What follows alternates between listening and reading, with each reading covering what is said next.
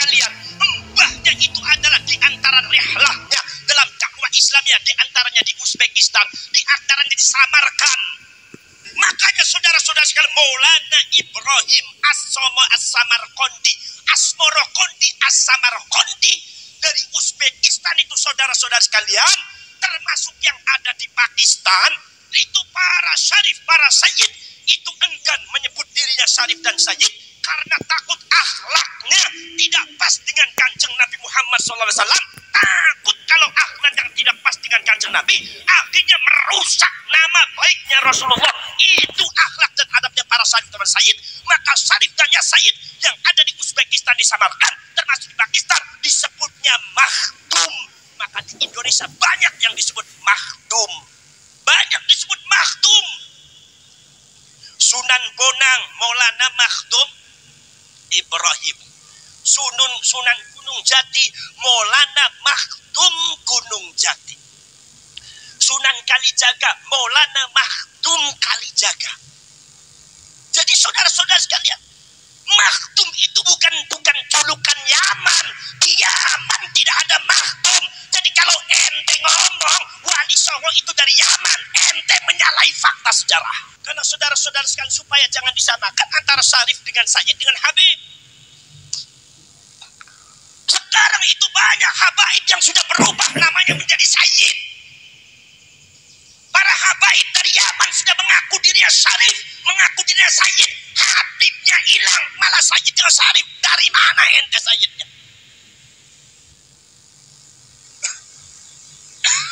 Saudara-saudara sekalian,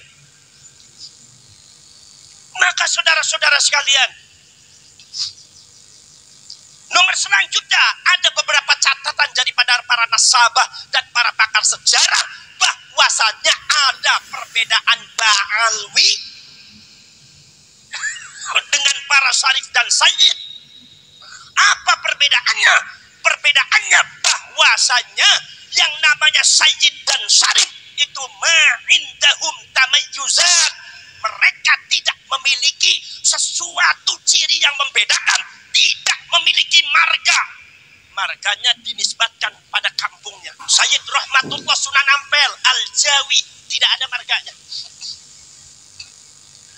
Bin Sayyid Maulana Ibrahim As-Samarkandi Samarkand, itu kampungnya Samarkand, daerahnya Samarkand, tidak ada marganya. Kemudian saudara-saudara sekalian, tidak ada tamayyuzat. Tamayyuzat itu apa? Tamayyuzat itu adalah sesuatu ciri yang membedakan satu marga. Seperti Ba'alwi, saudara punya marga, ada As-Sukaf, ada Bin Yahya, ada Al-Muhdar, ada Al-Kaf, ada Al-Aidid, ada Barakbah. Itu saudara-saudara sekalian, ada marganya. Tapi yang namanya Dzurriyyatur Rasul, anak cucunya Rasulullah, sangat jarang. Bahkan 99% tidak memiliki marga. Makanya pada waktu Ba'alwi di Hijaz mengklaim dirinya Dzurriyyatur Rasul, Syarif Abdul Rafiq abad ke-13 langsung menolak. Kenapa menolak? Kata Syarif Abdul Rafiq mengatakan, Dzurriyyatur Rasul tidak memiliki marga. Kenapa kalian punya marga? Dzurriyyatur Rasul, cucunya Rasulullah, dari Sayyidina Hasan, dari Sayyidina Husain, tidak ada marganya. Kenapa kalian punya marga? Yang memiliki marga itu biasanya orang Yahudi. Ada 12 marga orang Yahudi. Dzurriyyatur Rasul tidak memiliki marga. Makanya kalau ditanya ke Ilzam marganya apa? Ya, marga mulia. Al-Jawi, Asy-Syirbani, Al-Bantani. Itu marganya, nggak ada marga. Hanya sedikit yang punya marga, paling-paling cuma 0, sekian %. Saudara-saudara sekalian, maka dari itu saudara-saudara sekalian, kalian semua masyarakat Malang harus bisa membedakan mana syarif, mana sayyid, mana habib. Kalau syarif dari sayyid itu dari Hijaz, yang diturunkan ke Wali Songo. Kalau habaib itu dari Yaman. Yang mendatangkan habaib di Indonesia siapa? Orang Belanda. Ini fakta sejarah, bukan saya benci kepada habaib.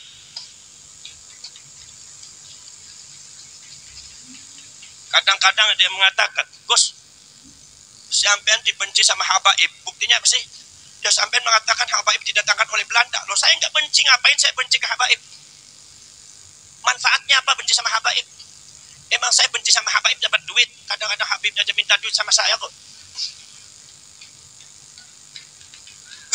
Betul-betul.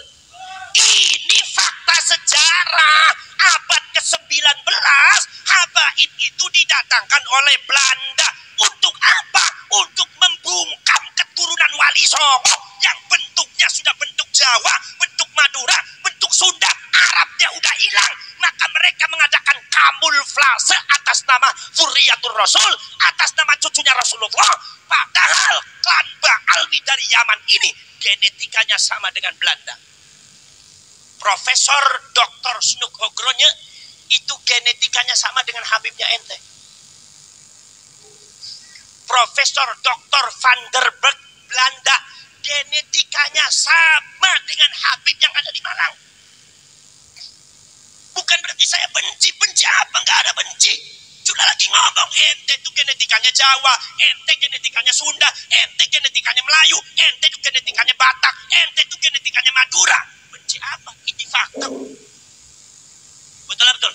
Kalau saya mengatakan bahwa sampean itu genetikanya Jawa, apa saya menghina sampean? Kalau saya mengatakan bahwa sampean itu genetikanya Sunda, apa saya membenci sampean? Apa saya menghina sampean? Kalau seumpama secara genetika yang para saintis sudah menganalisa secara saintifik, para pakar keilmuan termasuk data-data manuskrip sejarah dan nasab-nasab, bukan sekedar itu, secara genetika sudah diungkap bahwa yang namanya Habaib tidak bisa disebut orang Arab. Kalau Arab saja tidak bisa disebut sebagai orang Arab, apalagi sebagai zuriyah keturunan Kanjeng Nabi, jauh panggang daripada api. Genetikanya apa? Kata para pakar genetika, mereka itu genetikanya adalah Yahudi. Sekarang ketika para pakar genetika dan saya mengatakan Habaib itu adalah genetikanya Yahudi, apa berarti saya menghina Habaib? Kalau Anda mengatakan saya menghina Habaib, saya tanya, apa salahnya genetika?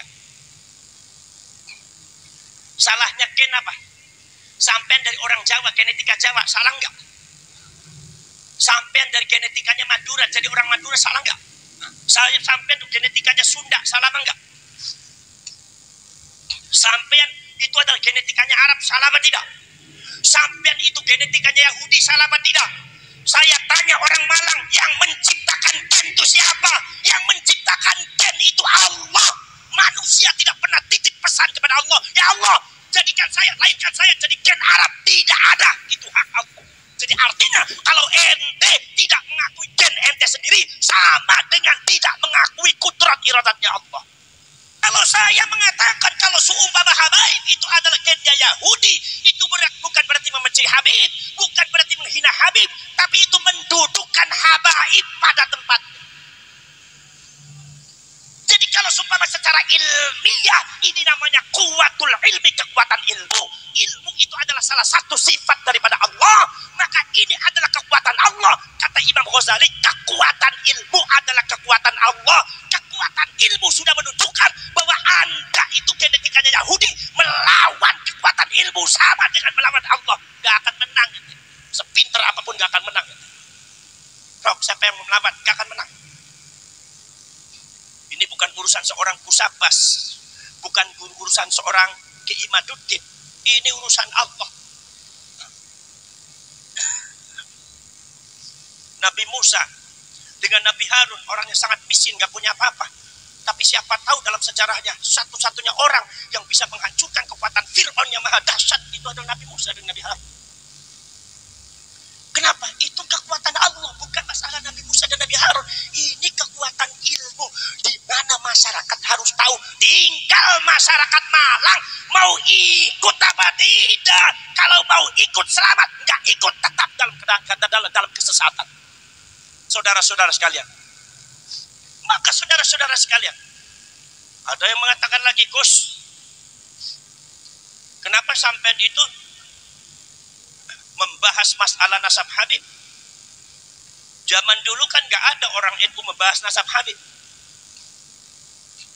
Ada yang tanya ya. Ada apa tidak? Ada apa tidak? Sekarang saya tanya, zaman dahulu itu tidak ada seorang habib pun yang petakilan sombong langka. Orang naga ini belum ada. Habib yang mencangkokkan nasab apa Habib yang mencangkokkan menghancurkan nasabnya Wali Songo, nggak ada. Habib yang sombong mengatakan Wali Songo itu tidak ada keturunannya, tidak ada. Para habaib zaman dahulu manut kepada ulama-ulama NU. Makanya ulama NU akhirnya husnudzon. Makanya ulama NU banyak toleransi. Tapi sekarang saudara-saudara sekalian, ini muncul habaib, oknum yang sudah kurang ajar terhadap Indonesia. Sudah menghina Kiai NU, menghina ulama-ulama NU, mengklaim Indonesia, sampai mencaci maki ulama-ulama Indonesia, mencaci maki kiai-kiai Indonesia, menginjak-injak harga diri daripada kiai-kiai Indonesia, bahkan akhirnya mengajarkan masyarakat Indonesia untuk melawan pemerintahnya, menjelek-jelekkan negaranya, untuk keluar dari bangsanya. Katanya yang harus diikuti adalah habaib. Akhirnya hancur orang Indonesia, ukhuwahnya hancur, persaudaraannya hancur, adab akhlak terhadap para ulama hancur. Banyak habaib yang seperti itu. Ada seorang habib, oknum habib. Ingat, kalau saya bicara oknum itu berarti tidak semuanya. Jadi ente yang benar-benar habib, gak usah tersinggung. Kalau ente tersinggung berarti ente sama aja nggak benar. Ada oknum habib mengatakan bahwasannya kakinya habib lebih mulia dari kepalanya kiai. Dan sudah dipraktekkan di Kalimantan. Ada kiai yang ditunjang pakai kepalanya, ditendang pakai kakinya habib. Sudah ada di Kalimantan. Ini bentuk kekurang ajaran yang tidak boleh ditolerir oleh kita semua. Bukan sekedar saudara-saudara sekalian, bukan sekedar mempersekusi dari para ulama, para kiai yang bertentangan dengan mereka. Sudah orang Indonesia yang kadang-kadang didatangi oleh mereka, dimintai uang, kalau nggak dituruti ngamuk-ngamuk yang disebut dawir. Dimanul, dilaknat-laknat. Akhirnya banyak yang ketipu oleh para oknum-oknum habaib yang tidak benar. Ada yang sampai 1 juta, 2 juta, ada yang sampai 500 juta. Mobilnya dibawa kabur, halal haram dipakai semua. Menurut saya ini gejala nggak benar. Kalau kalian mengikuti hal semacam ini terus, hancur agama sampean. Makanya harus ada yang ngingetin. Makanya kalau ada yang ngingetin, jangan marah. Gen orana sing salah. Yang menciptakan gen adalah Allah. Jadi anggene kulo ngendika sampean iku genetikanya Yahudi. Ini adalah fakta ilmiah. Ini adalah keilmuan saka Gusti Allah. Bukan berarti menghina. Kalau Anda mengatakan Banu Wali Songo menghina, berarti Anda menfitnah Banu Wali Songo.